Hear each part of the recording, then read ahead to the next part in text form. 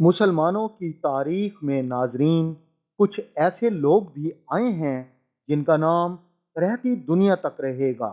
ان میں ایک نام محمد بن قاسم کا بھی ہے، جس نے چھوٹی سی عمر میں پنجاب اور سندھ کے وہ علاقے فتح کیے جو دریائے سندھ کے کنارے واقع تھے۔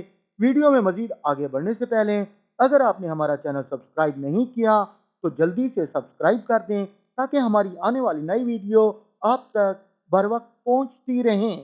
محمد بن قاسم عرب کے شہر طائف میں پیدا ہوئے۔ آپ کے بچپن میں ہی آپ کے والد کا انتقال ہو گیا، جس کے بعد آپ کی پرورش کی ذمہ داری آپ کی والدہ پر تھی۔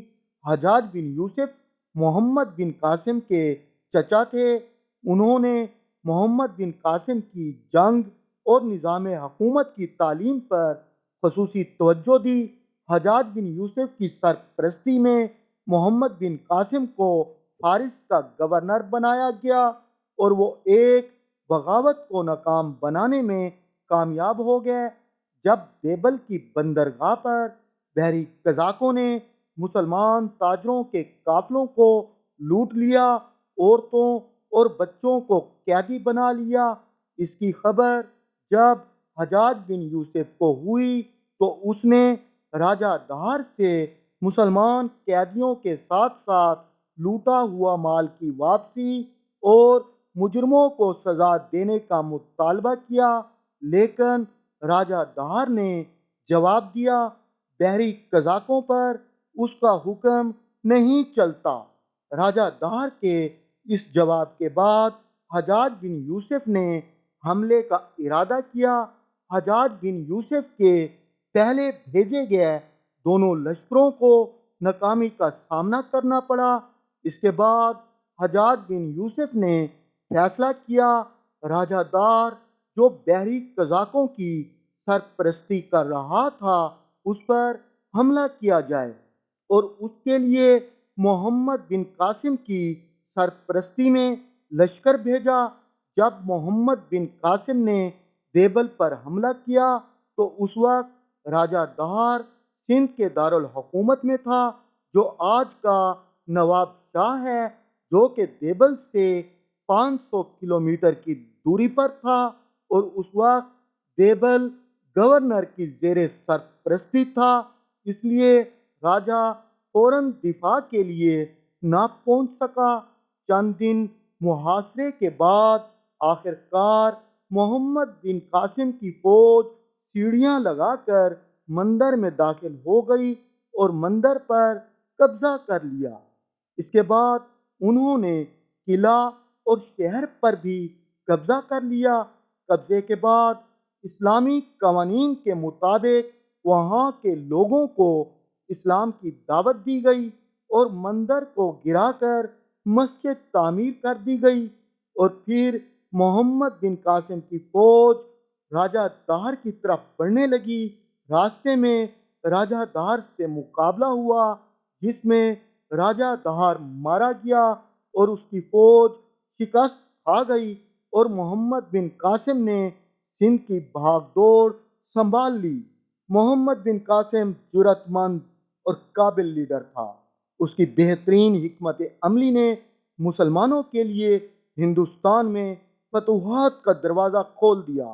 ملتان کو فتح کرنے کے بعد محمد بن قاسم نے شمالی ہند سرسبز علاقے کی طرف قدم بڑھائے، وہاں کے راجا کو دعوت اسلام دی، لیکن جب اس نے انکار کر دیا تو محمد بن قاسم نے حملے کی تیاری شروع کر دی۔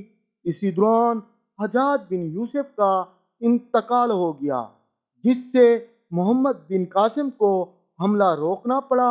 حجاج بن یوسف کے انتقال کے بعد خلیفہ ولید بن عبد الملک نے تمام گورنروں کے نام احکامات جاری کیے کہ پیش قدمی کو روک دیں۔ یوں شمالی ہند پر حملے کی خواہش پوری نہ ہو سکی اور کچھ عرصے بعد خلیفہ ولید بن عبد الملک کا انتقال ہو گیا اور اس کے بھائی سلیمان بن عبد الملک خلیفہ بنا۔ ولید بن عبد الملک کی وفات کے ساتھ ہی محمد بن قاسم کا زوال شروع ہو گیا، کیونکہ سلیمان بن عبد الملک حجاج بن یوسف کا سخت دشمن تھا۔ اگرچہ وہ اس کے اقتدار سے پہلے ہی اس دنیا سے رخصت ہو گیا تھا، لیکن اس نے اپنی دشمنی کا بدلہ اس کے خاندان سے لیا۔ اس نے محمد بن قاسم کی فتوحات کو نظر انداز کرتے ہوئے سندھ کا نیا گورنر مقرر کر دیا اور محمد بن قاسم کو گرفتار کر کے بھیجنے کا حکم دیا۔ جب محمد بن قاسم کے ساتھیوں کو یہ علم ہوا تو انہوں نے محمد بن قاسم سے کہا، ہم تمہیں اپنا امیر جانتے ہیں اور اس کے لیے آپ کے ہاتھ پر بیعت کرتے ہیں۔ خلیفہ کے ہاتھ ہرگز تم پر نہیں پہنچ سکیں گے۔ لیکن محمد بن قاسم نے خلیفہ کے حکم کے سامنے اپنے آپ کو جھکا دیا۔ محمد بن قاسم کو گرفتار کر کے دمشق بھیجا گیا۔ خلیفہ نے اسے قید میں ڈال دیا۔ 7 ماہ قید میں رہنے کے بعد وہ اس دنیا سے رخصت ہو گئے۔ اس طرح ایک عظیم فاتح، ایک عظیم جرنیل کو اپنی زندگی سے ہاتھ دھونے پڑے، لیکن انہوں نے ہندوستان کی سرزمین پر جو کارنامے سر انجام دیے وہ سنہری حروف میں لکھے جائیں گے۔